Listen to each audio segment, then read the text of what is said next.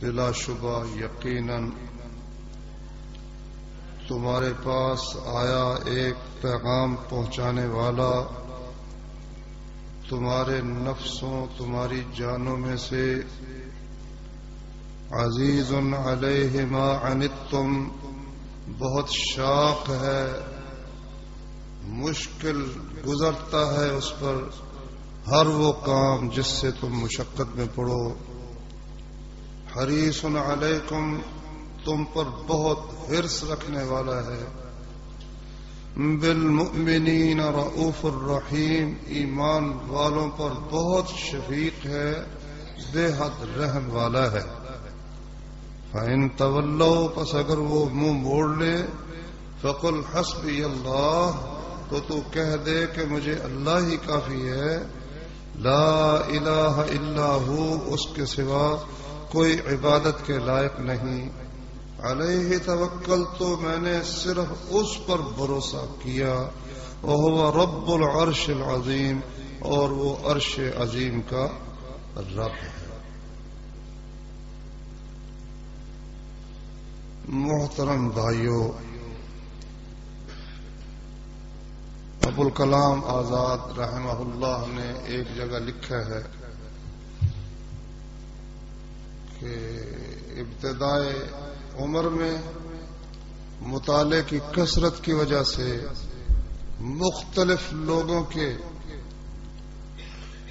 افکار پڑھنے کی وجہ سے، فلسفہ پڑھنے کی وجہ سے میرے دل میں شک کے کانٹے چبھ گئے، ہر چیز میں مجھے شک پیدا ہونا شروع ہو گیا، حتیٰ کہ اللہ تعالی کے وجود کے متعلق بھی اور شریعت کے متعلق بھی میں نے بہت مطالعہ کیا، لیکن آخر کار جس سے مجھے اطمینان نصیب ہوا اور میرے دل سے شک کے سب کانٹے دور ہوئے، وہ حضرت محمد صلی اللہ علیہ وسلم کی سیرت تھی۔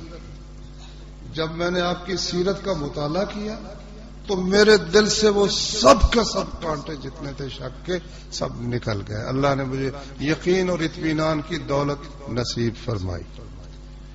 تو اس لیے بھائیو، ہم سنتے بھی رہتے ہیں الحمدللہ، پڑھتے بھی رہتے ہیں، لیکن یہ سب سے ضروری ہے کہ سب سے زیادہ محبت اللہ کے ساتھ، کیونکہ وہ پیدا کرنے والا ہے، ہر نعمت دینے والا ہے۔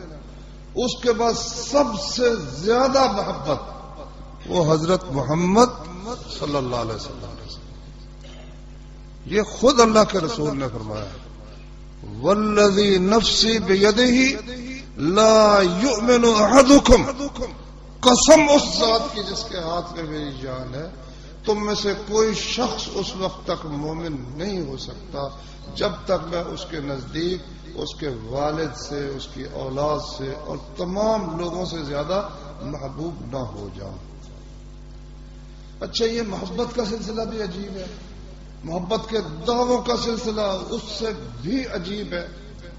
اب ہر گروہ ہی جو ہے نا، وہ محبت کا دعویٰ کرتا ہے، وہی مجھے بڑی محبت ہے نبی کریم صلی اللہ علیہ وآلہ وسلم سے۔ یہاں محبت کی بھائیوں دو قسمیں ہیں، ایک ہے طبعی محبت، طبعی محبت، بیوی سے محبت طبعی سی بات ہے، باپ سے محبت طبعی سی بات ہے، اولاد سے محبت انسان کی طبیعت میں اللہ تعالی نے رکھ دی ہے، یہ طبعی محبتیں ہوتی ہیں۔ یا کسی اور آدمی سے محبت ہو جاتی ہے کسی سے، یہ طبیعت میں اللہ تعالیٰ نے ایک چیز رکھی ہے۔ ایک محبت ہے عقلی محبت، عقل سوچ سمجھ کر کہتی ہے کہ تجھے اس ہستی سے محبت کرنی چاہیے۔ اچھا، پتہ چلتا ہے کہ نبی صلی اللہ علیہ وسلم کے ساتھ محبت کتنی کو ہے جب ٹکر ہوتی ہے، مقابلہ ہوتا ہے، ایک طرف نبی کریم صلی اللہ علیہ وسلم کی ذات گرامی اور آپ کی بات، اور ایک طرف بیوی کے تقاضے اور اس کی فرمائش، یا بیٹے کے روٹھنے کا خیال اور اس کو خوش رکھنے کے تقاضے. اسی طرح سے کوئی اپنی جو جماعت ہے اس کا کوئی لیڈر یا جماعت یا دھڑے کی کچھ چیزیں ہیں وہ پیش نظر ہے، اور ایک طرف محمد الرسول اللہ صلی اللہ علیہ وسلم کی بات ہے.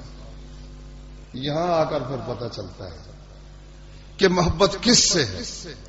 اگر تو وہ نبی کریم صلی اللہ علیہ وسلم کی بات کو چھوڑ کر بیوی کے تقاضے کے پیچھے لگ جائے، بیٹے کو منانے پہ لگ جائے، اپنے لیڈر کی بات پہ چل نکلے، اپنے امام کی بات کو ترجیح دے دے، تو سمجھ لو کہ محبت کا دعویٰ اس کا جھوٹا ہے.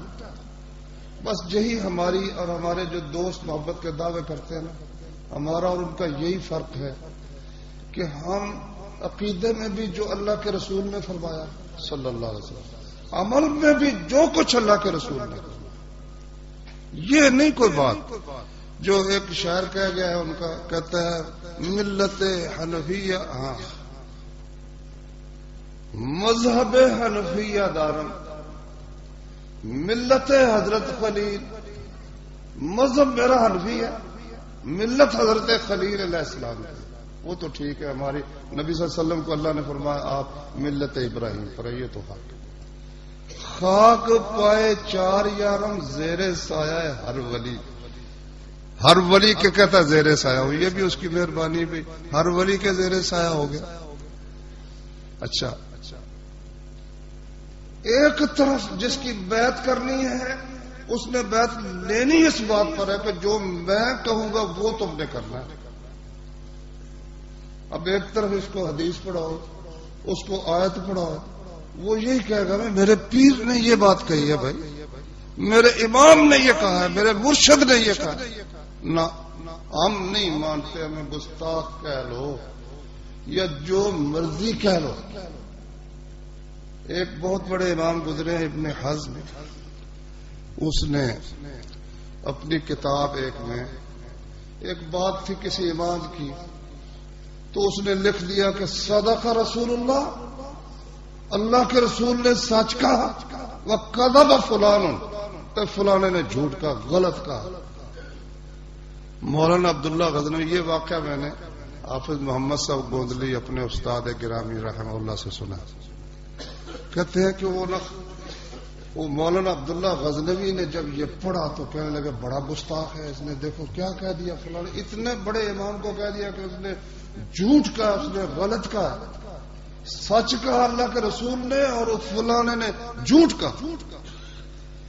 کہتے ہیں کہ اس نے، مولانا عبداللہ غزنوی بہت نیک بزرگ تھے، مولانا داود غزنوی رحمت اللہ علیہ کے دادا تھے.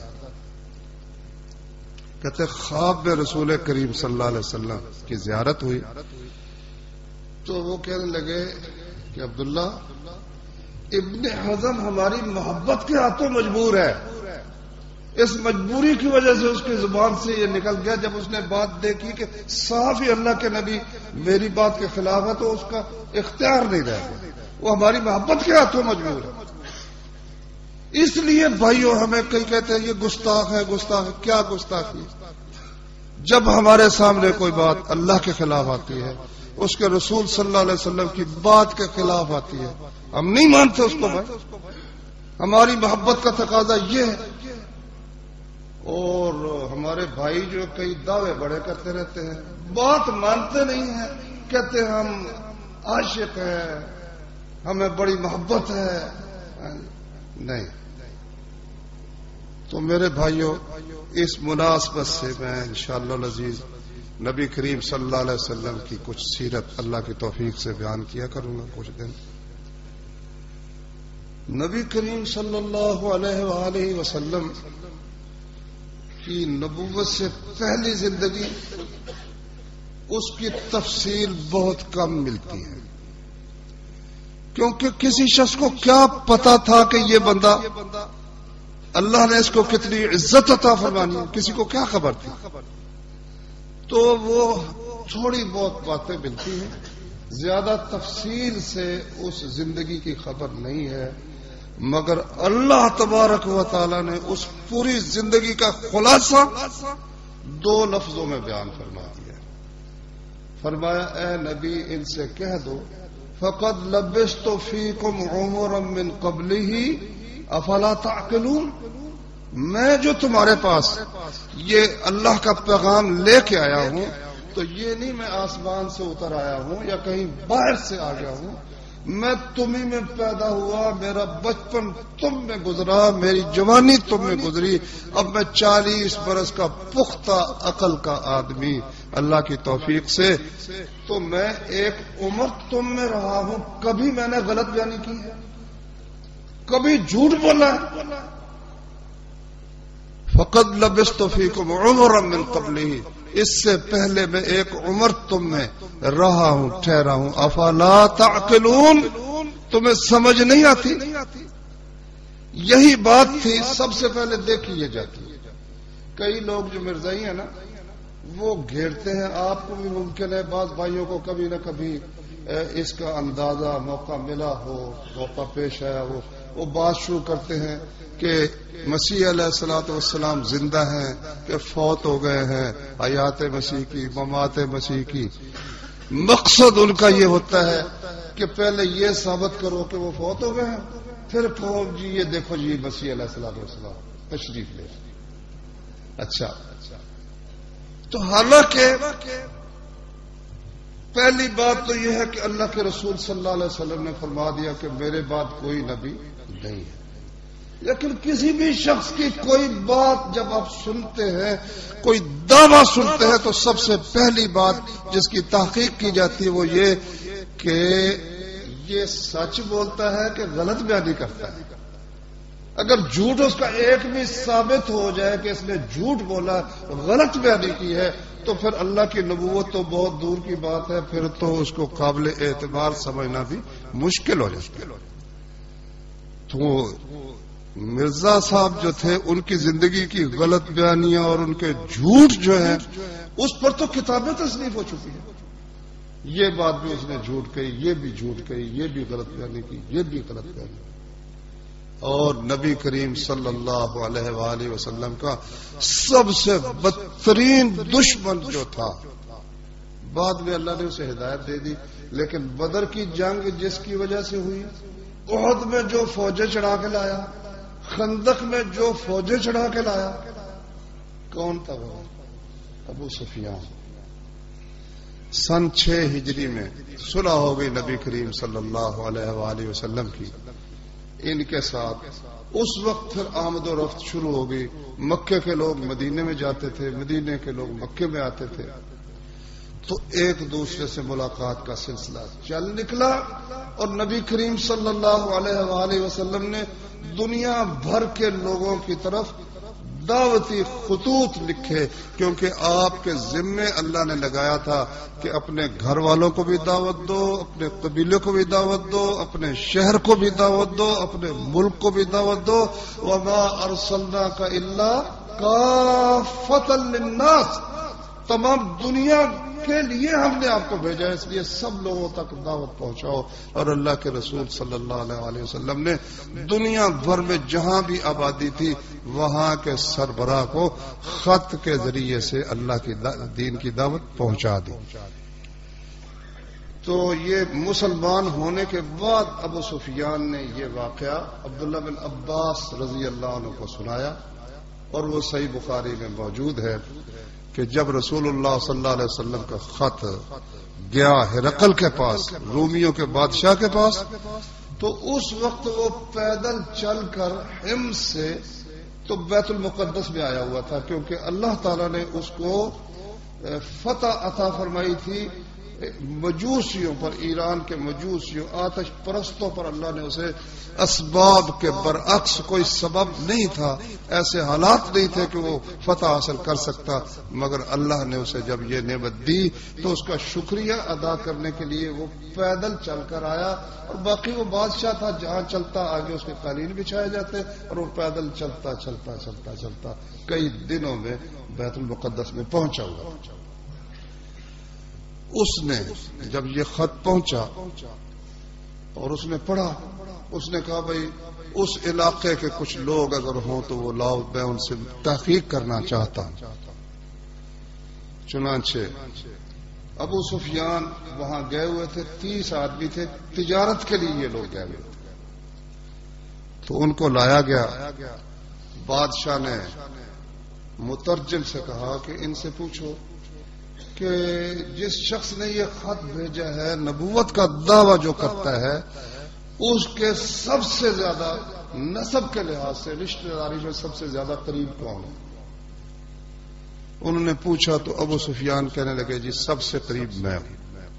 اس نے کہا تم ذرا آگے ہو کر بیٹھ جاؤ، باقی سب کو اس نے پیچھے بٹھا دیا، اور ساتھ ہی اس نے مترجم سے کہا کہ ان سے کہو کہ میں اس آدمی سے کچھ باتیں پوچھوں گا، اگر یہ غلط بیانی کرے تو تم ٹوک دینا۔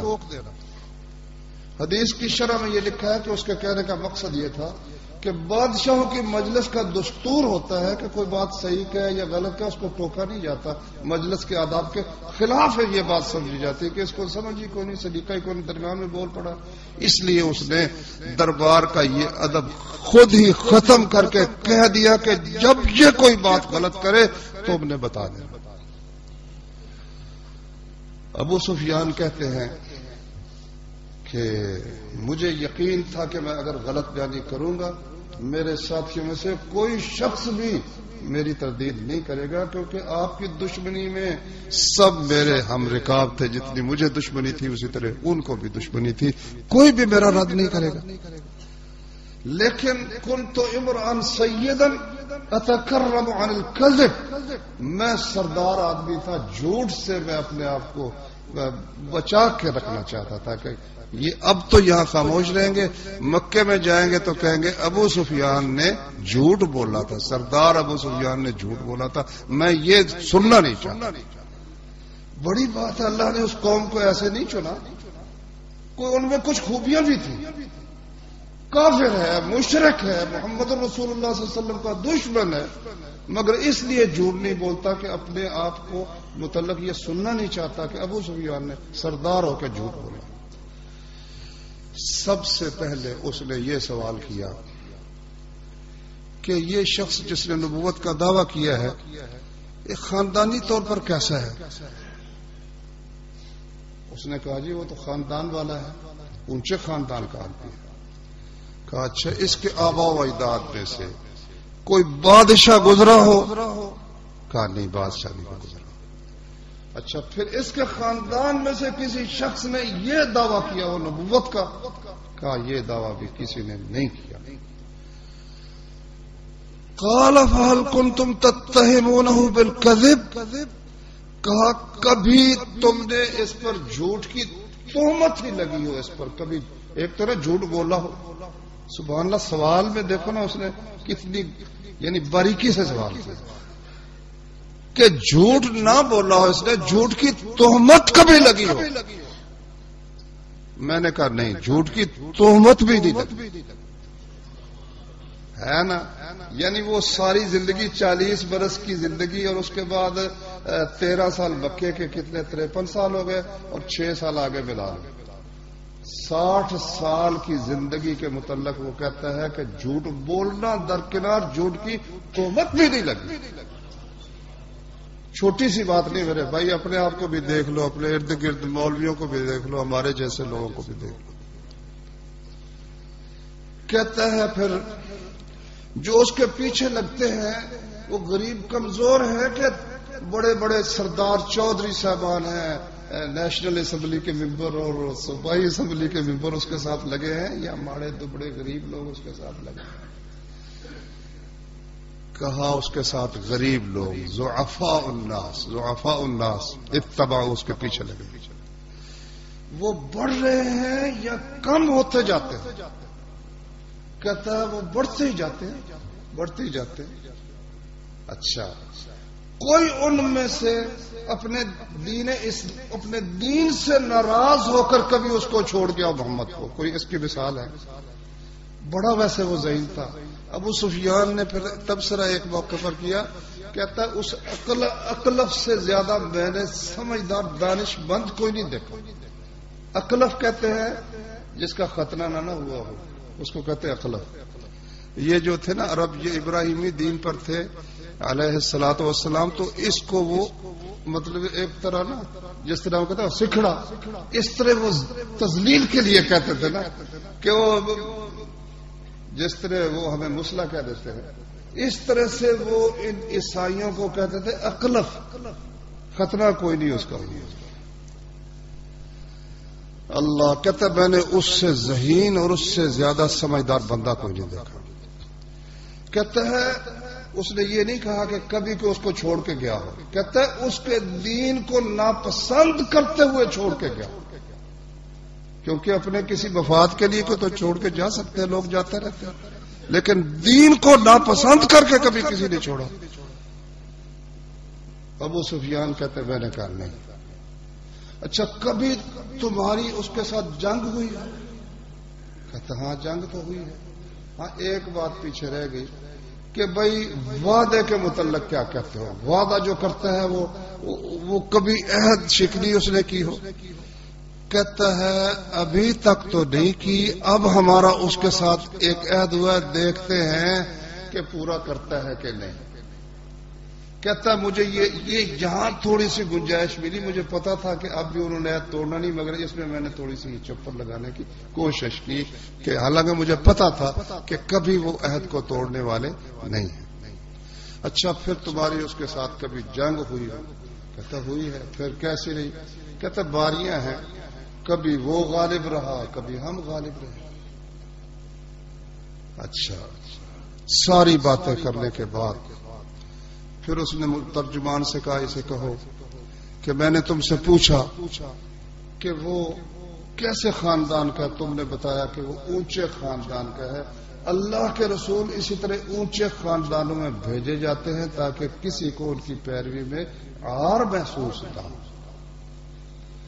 پھر میں نے تم سے پوچھا کہ کبھی تم نے اس پر جھوٹ کی تہمت لگائی ہو؟ تم نے کہا نہیں۔ تو یہ کیسے ہو سکتا ہے کہ ایک شخص لوگوں پر تو جھوٹ نہیں بولتا مگر اللہ پر جھوٹ بولنا شروع کر دے؟ یہ کس طرح ہو سکتا ہے؟ لوگوں پر جھوٹ نہیں بولا اس نے 40 برس نبوت سے پہلے، اور تمہاری شہادت کے مطابق یہ جناب علی 60 برس کی عمر تک جھوٹ بولنا درکنار، جھوٹ کی تہمت نہیں لگی۔ جب لوگوں پر جھوٹ نہیں بولتا تو پھر اللہ پر کیسے جھوٹ بول سکتا؟ اچھا پھر میں نے تم سے عہد کے متعلق پوچھا، کہتا اس نے میری بات کی پرواہ ہی نہیں کی کہ دیکھتے ہیں۔ کہتا اسی طرح رسول غدر نہیں کیا کرتے، وہ عہد نہیں توڑا کرتے۔ پھر میں نے تم سے پوچھا کہ اس کے آبا میں سے کوئی بادشاہ ہو؟ میرے سوال کا مقصد یہ تھا ممکن ہے کہ اس کے بڑے بادشاہ ہوں اور یہ وہ حکومت حاصل کرنے کے لیے اس نے نبوت کا ڈھونگ رچایا ہوا ہے۔ وہ بھی تم نے بتایا کوئی آبا و اجداد میں سے بادشاہ نہیں۔ پھر میں نے پوچھا کہ اس کے آبا و اجداد میں سے کوئی نبوت کا دعویٰ کسی نے کیا، اور تم نے کہا وہ بھی نہیں۔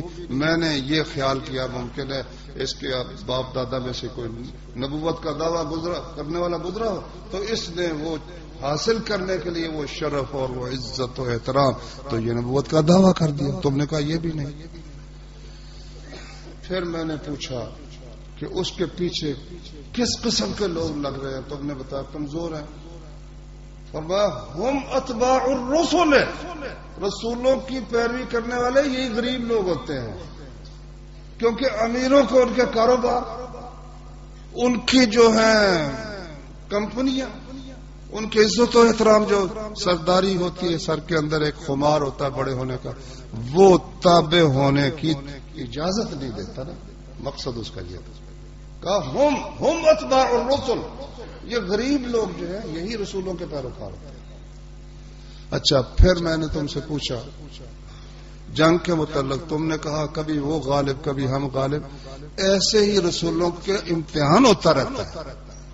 اگر ہمیشہ رسول اور اللہ کے نیک بندے، یہ میں تشریح میں بیان کر رہا ہوں، الفاظ حدیث کے یہ نہیں، مقصد یہ کہ اگر ہمیشہ رسول ہی فتح یاب ہوتے رہے، مسلمان ہی فتح یاب ہوتے رہے، کبھی ان کو شکست کا سامنا نہ، تو ساری دنیا ہی مسلمان ہو جائے گی، خواہ سچی مسلمان ہو خواہ جھوٹی مسلمان ہو۔ اللہ تعالیٰ پہچان کرنے کے لیے آزما، کذالک الرسل تبتلا، ایسے ہی رسولوں کا بھی ابتلا ہوتا ہے، ان کی آزمائش ہوتی ہے، حتیٰ کہ انجام کار غلبہ انہی کو حاصل ہوتا ہے۔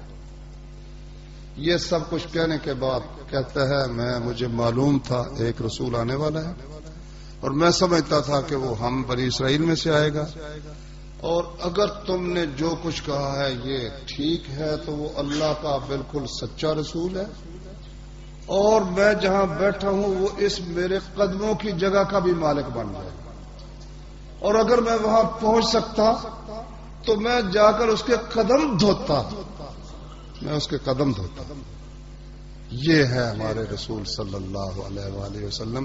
اللہ تعالیٰ نے اس لیے چیلنج کے طور پر فرمایا کہ ان کو کہہ دو فقد لبثت فیکم عمرا من قبلہ، کہ ایک عمر میں نے تم میں سے پہلے گزاری ہے، اب بتاؤ کوئی مجھ میں کوئی اخلاقی کسی کے پاس بیٹھا ہو، کسی عورت کی طرف بری نگاہ اٹھائی ہو، غلط بیانی کی ہو، امانت میں خیانت کی ہو۔ وہ واقعہ تو مشہور ہے کہ نبی کریم صلی اللہ علیہ وسلم نے وہ جب کعبہ سیلاب آیا، کعبہ بہت نیچی جگہ میں ہے، تو پہاڑی علاقوں کی بات ہم آپ سمجھ نہیں سکتے، وہ خشک ہوتا ہے علاقہ، لیکن جب پہاڑوں پر بارش ہوتی ہے نا تو وہ بہت سا پانی اکٹھا ہو کر پھر طوفان کی صورت میں آتا ہے، پھر گاڑیاں بھی اس میں نا بہہ نکلتی ہیں۔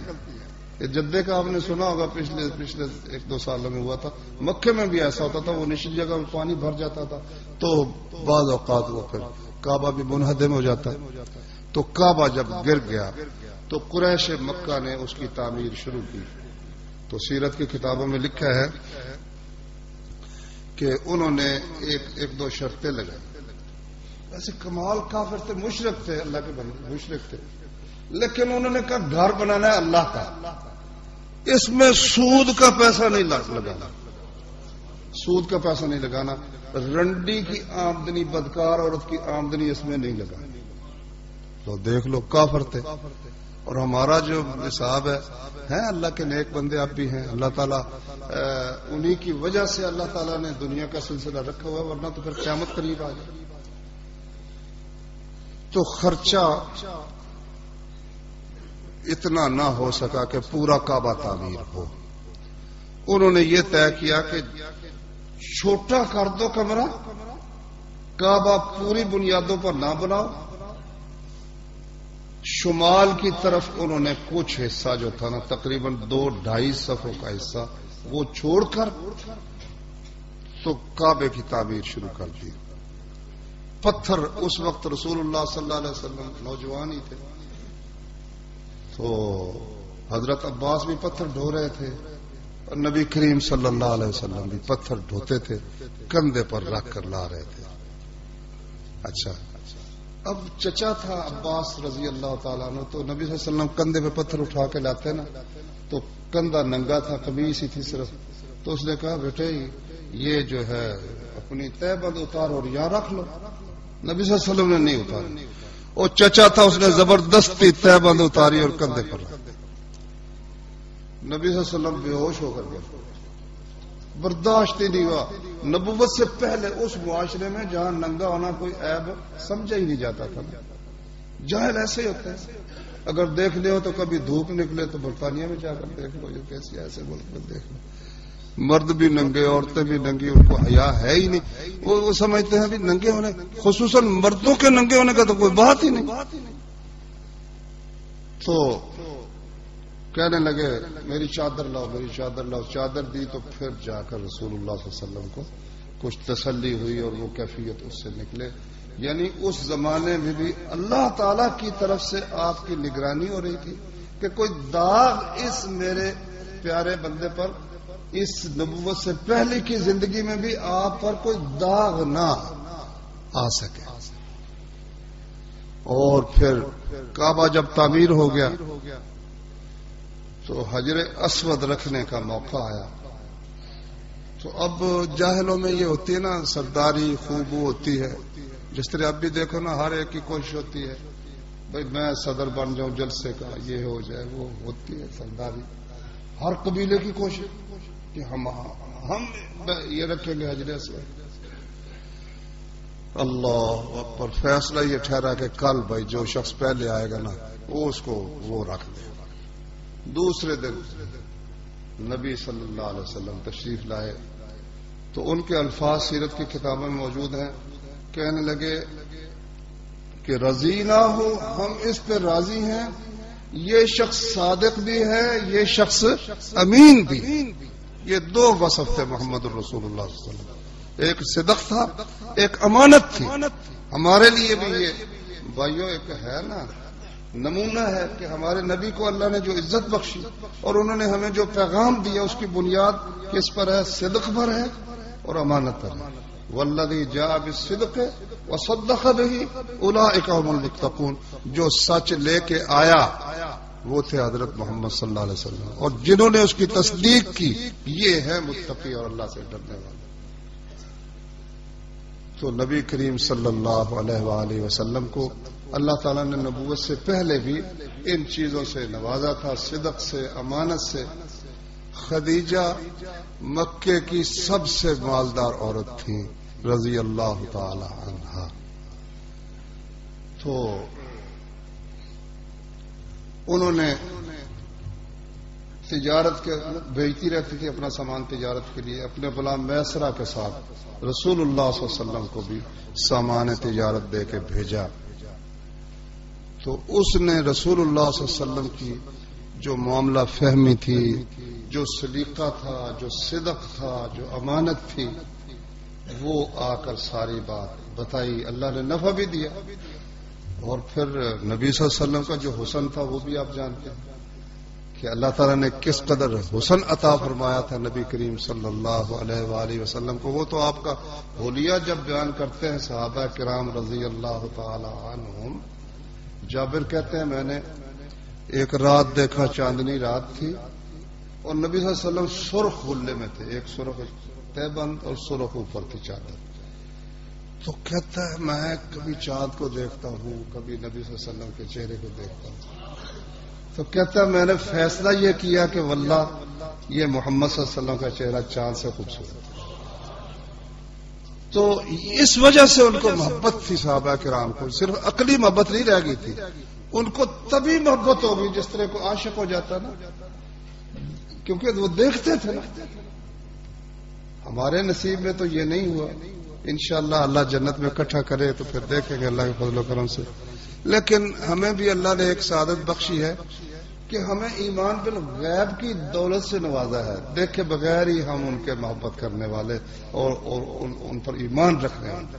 ایک دفعہ اللہ کے رسول کہنے لگے کاش میں اپنے بھائیوں کو دیکھتا، اپنے بھائیوں کو دیکھتا۔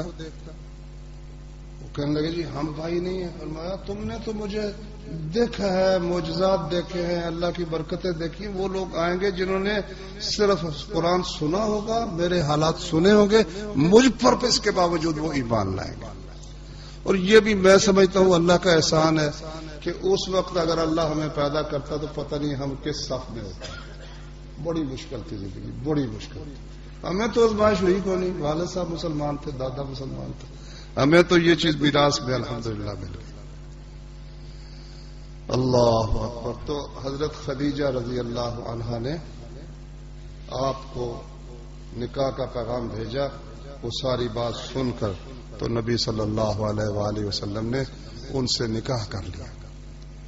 تیسری شہادت جو ہے نا، تیسری شہادت ایک میں نے آپ کو قرآن مجید سے نقل کی ہے، ایک شہادت میں نے آپ کی ابو سفیان دشمن کی نقل کی ہے، تیسری شہادت ہماری ماں کی ہے۔ کیوں؟ اس لیے کہ بیوی سے بڑھ کر کوئی شخص آدمی کے حالات سے واقف نہیں ہوتا، اور بیوی جلدی سے خاوند کو مانتی بھی نہیں۔ ایک لطیفہ لکھا ہے وہ سمجھانے کے لیے، حقیقت میں تو کیا ہونا وہ کہتے ہیں ایک ولی تھا، یہ صوفی لوگ ایسی باتیں بناتے رہتے، ولی تھا تو بیوی اس کی کہتی ہے آج تو کمال ہو گئی، میں چھت پہ لیٹی ہوئی تھی تو ایک ولی اڑتا چلا جا رہا تھا۔ کہتا ہے ولی میں تھا وہ؟ اچھا میں بھی کہتی ہوں ٹیڑھا ٹیڑھا اڑ رہا تھا، ٹیڑھا ٹیڑھا۔ لیکن حضرت محمد صلی اللہ علیہ وسلم نے جب نبوت کا دعویٰ کیا تو سب سے پہلی شخصیت جس نے کہا کہ کبھی آپ کو اللہ ذلیل نہیں کرے گا، سب سے پہلا لفظ یہ کہا تھا انکا تصدق الحدیث، آپ بات سچ کہتے ہیں. انک تصدق الحدیث، آپ بات سچ کہتے ہیں. وتحمل الکل، لوگوں کے بوجھ اٹھاتے ہیں. وتقری الضیف، مہمان نوازی کرتے ہیں. وتکسب المعدوم، جس کے پاس کوئی کاروبار آمدنی کا ذریعہ نہیں ہوتا اس کو کاروبار تلاش کر کے دیتے ہیں. وتعین علی نوائب الحق، حق کی طرف سے جو لوگوں پر آفات و مصائب آتے ہیں ان میں آپ ان کی مدد کرتے ہیں. ایسے شخص کو اللہ بھلا کبھی ذلیل کر سکتا ہے؟ یہ ہے تیسری شہادت حضرت خدیجہ. سبحانک اللہم و بحمدک، اشہد ان لا الہ الا انت، استغفرک و اتوب الیک.